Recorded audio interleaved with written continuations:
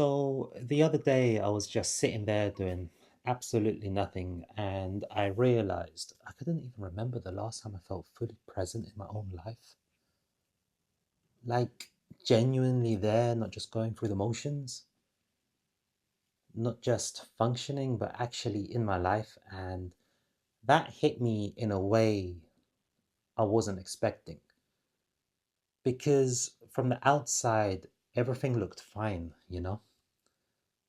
And I think that's the thing no one really talks about because when we imagine someone who's struggling, we imagine someone whose life is falling apart sometimes, but it's so much more quieter than that. Sometimes it it looks like waking up, going through your day, texting people back, making plans, telling yourself you're okay, and somehow still feeling like a version of yourself is missing. You know that feeling when you're in a conversation and you're nodding and laughing? You're also responding like a normal person, but something inside you is just elsewhere. Yeah, um, that was me, and I don't even think I noticed it was happening until it had been going on for a while because it wasn't dramatic. It wasn't a breakdown. It was just this quiet disconnection from my own life. And I think I need to talk about why that happens because, like, I've realized something that genuinely changed how I see this. I think what happens is we go through something, a situation, a person, something unresolved, something that doesn't have a clean ending. And instead of actually processing it and moving, we just we just wait. We keep the door open. And in case I know that sounds harmless, like obviously patience is a really good thing, right? But here's what I've learned, and this is the thing I had to really sit with for a really long time. Not all waiting is patience. Some waiting is just self abandonment in a softer outfit. Because when you're waiting for clarity that isn't coming, for peace that lives outside of you, for a person to do something that would finally help you feel settled, you are quietly handing the keys of your entire life to something you don't even control. And your energy goes there, your focus goes there, your creativity goes there, your discipline goes there. Even the things that matter to you, even the things you're trying to build, start feeling heavier than they should because you're not actually tired, you're divided. And divided energy will drain you in ways that are really hard to explain to people. And can I just say something? Because I think a lot of you watching this know exactly what I'm talking about, even if you've never said it out loud.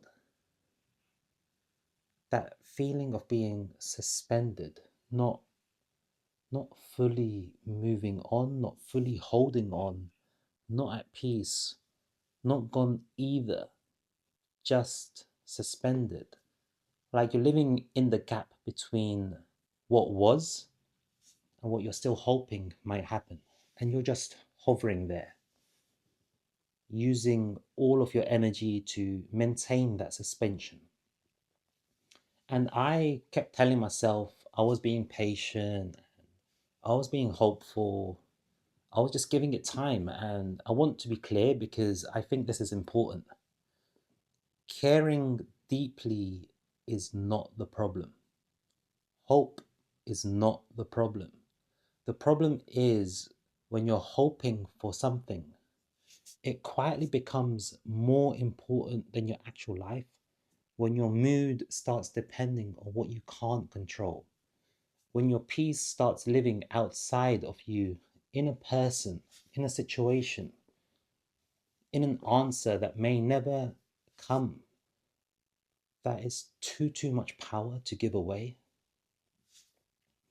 And okay, so here's where it got really real for me.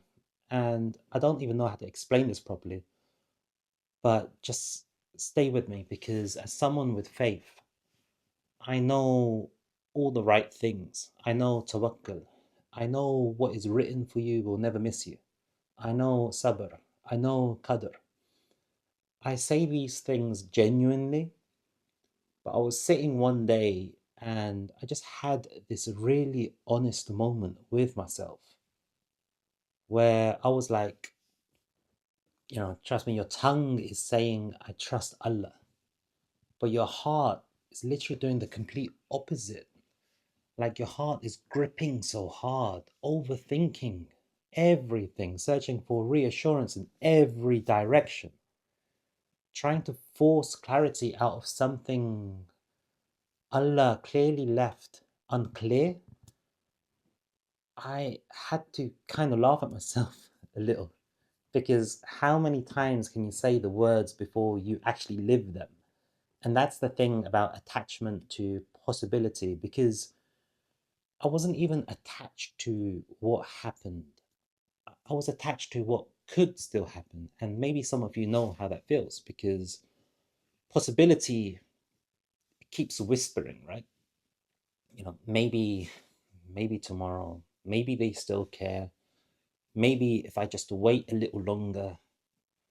And that maybe is so seductive, because it keeps hope alive, but it can also quietly steal months of your life if you let it, and I let it for longer than I want to admit. So I had to ask myself a question. And this question genuinely stopped me. How much of my life am I willing to lose while waiting for something I don't even control?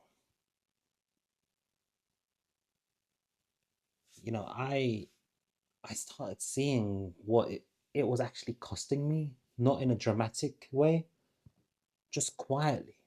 My energy, my creativity, the way I was showing up for things I love, even in my prayers, even in my relationship with Allah, was being affected because of an unsettled heart. It leaks into everything. It doesn't stay in one place. It touches your focus, your body, your direction, your ability to just be here. And here's the thing, I think a lot of us are walking around, we're calling it laziness, calling it a lack of motivation, being hard on ourselves, thinking we just need more discipline, more push, more grind, when actually the real issue is our energy is completely tied up somewhere it shouldn't be. And you cannot build a life properly while half of you is still standing at a door that isn't opening. So what does it actually mean to stop living on pause? Because I don't think it's about suddenly not caring. I still care. I'm still human. I still feel things deeply. But I think there's a version of this where you can feel something without letting it ruin your life, where you can hold love in your heart without using that love as a reason to abandon yourself, where you can sit with something unresolved and still choose to show up for your own life. Anyway, that to me feels like the real work. It's it's not about becoming numb. It's not about forcing yourself to get over it. It's about recognizing that your life is happening right now, not when things settle, not when you get closure, not when someone finally does the thing you've been waiting for right now. You know, you get to decide how much of it you really want to actually be present for, because here's what I keep coming back to, and I want you to really hear this. People people cannot be your peace. They cannot be the center, because the moment something other than Allah becomes the thing your inner world depends on, everything becomes unstable. A person becomes your emotional weather. A silence becomes your mood. A message becomes your whole day. And that is just too fragile a way to live. Only Allah can hold that weight without it breaking. And every time I forget that, I personally suffer more than I need every single time. So this is where I am now. I'm still soft, still feeling things, still very much human. But I'm done quietly losing pieces of my life while waiting for what only Allah can decide.